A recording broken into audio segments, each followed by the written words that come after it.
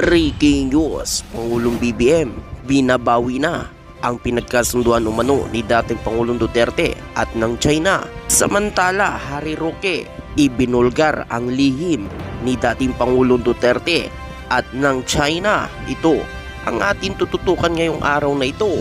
Saglit lang ito mga kababayan, kaya humanap na ng pwesto. Tara na, umpisahan na natin ito.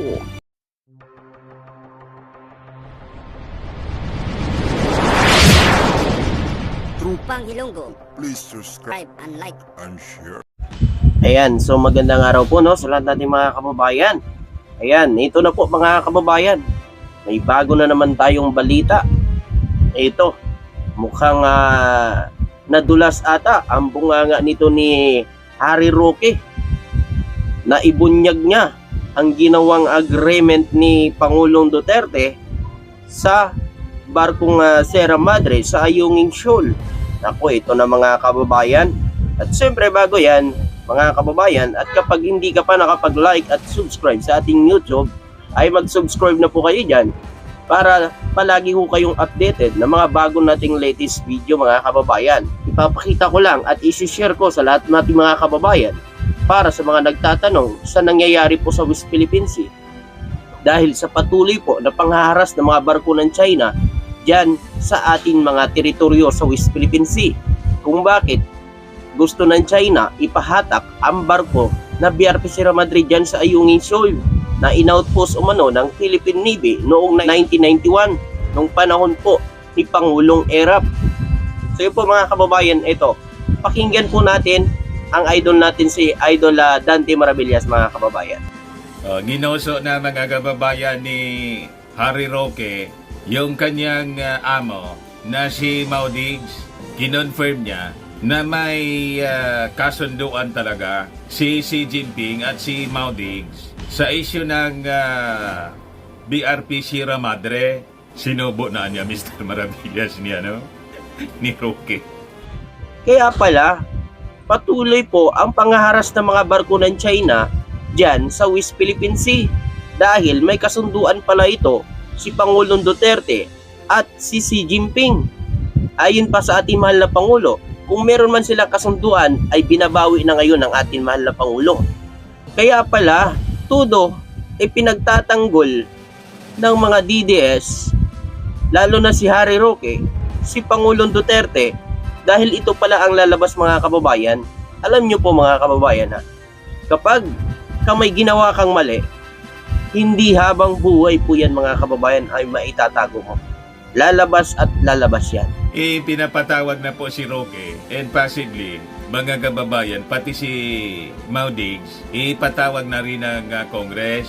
So napaka-importante yung congressional inquiry na gustong ipatawag po ng mga congressmen. Pinangungunahan ngayon ng Makabayan Black, si Franz Castro po ng ACA Party List, yung nag-file yata ng resolusyon na nananawagan para sa congressional investigation. Naku, ayan na nga mga kababayan. Ayan, pinapatawag na si Harry Roque at si dating Pangulong Duterte ng Kongreso. Naku mga kababayan, Makabayan Black pa naman. Alam nyo naman, nung panahon ni Pangulong Duterte, talagang anong ginawa niya dito sa Makabayan Black? Naku mga kababayan. Ayan, para maliwanagan din po ang ating mga kababayan. Kaya dapat humarap si Roque at si dating Pangulong Duterte kung ano talaga ang ginawa nila dyan sa West Philippine Sea. Ipaliwanag nila sa taong bayan para maliwanagan ang taong bayan dito sa ginawa nila. Ngayon mga kababayan, pag hindi naman dumalo dyan si Pangulong Duterte at si Harry Roque, ay isa lang ibig sabihin dyan mga kababayan. Guilty sila at ginawa talaga nilang ipinagkasundo ang West Philippine Sea sa China. Naku mga kababayan. Ito pa. Invited po itong si Roque. Pinapatawag po si Roque. Hindi pa na pinapatawag. Sinuka na ni Roque po sa publiko.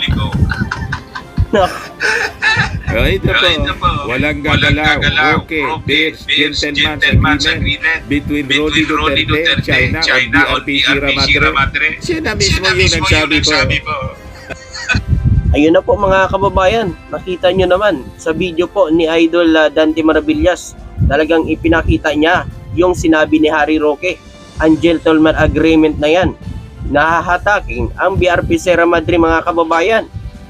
O ayan po mga kababayan ha. So ibig sabihin, may pinagkasunduan talaga ang dating Pangulong Duterte sa China. Tapos itong mga DDS supporters na to ay todo tagapagtanggol ni Pangulong Duterte at ng China. Gusto ata nila mga kababayan na masakop na tayo ng China. Biruin nyo po mga kababayan, ang Ayungin Shoal mula Ayungin Shoal mga kababayan papuntang Palawan ay 105 lamang kilometers. Samantala sa China, mula China pa Ayungin Shoal 1,285 kilometers mga kababayan. Biruin nyo yan kalayo, mas malapit pa ang Vietnam kaysa China. Bakit umabot pa yung China papunta Ayungin Shoal? Ganyan kagahaman ng China. Tapos itong mga anti-Marcos na pro-China ay tudong sira sa atin mahal na Pangulo na tila ba ginagawa lang daw ni Pangulong BBM yan para gumawa dyan ng kaguluhan dyan sa West Philippine Sea. Ang tanong ko po mga kababayan, nanggugulo ba ang Philippine Coast Guard yan sa West Philippine Sea? Di ba hindi? Ang ginagawa lang po ng ating mga Philippine Coast Guard ay naghahatid po ng mga supply sa mga sundalo na nakatalaga dyan sa BRP Sierra Madre. Hindi po sila gumagawa ng gulo. Hindi po nila hinaharas ang mga barko ng China. Ito kasing mga barko ng China, sila talaga ang nanghaharas dyan, lalo na sa mga mangingisdang Pilipino. Palibasa kasi itong mga to siguro nakikinabang ito sa China mga kababayan. Kaya ganyan yan na ipagtanggol ang China. Kapwa nyo Pilipino, inaabuso at inaargabyado dyan sa mismong teritoryo natin. Tapos ipagtatanggol nyo ibang lahi. Grabe naman ito. Nakapakalupit. Ito pa mga kababayan. Kasi po, ang objective ng China, mga kababayan, na lumalabas, pumayag sinigaw.